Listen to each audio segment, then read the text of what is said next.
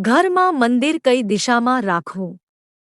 પૂજા માટે ઘરમાં મંદિર બનાવવાની પરંપરા પ્રાચીન સમયથી ચાલી આવે છે.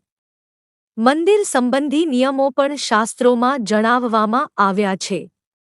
જો આ નિયમોનું પાલન કરવામાં આવે તો પૂજા ઝડપથી સફળ થઈ શકે છે.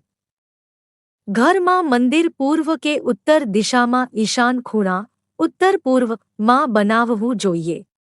વાસ્તુ માને છે કે દૈવી શક્તિ ઉત્તર પૂર્વથી પ્રવેશે છે અને દક્ષિણ પશ્ચિમથી બહાર નીકળે છે.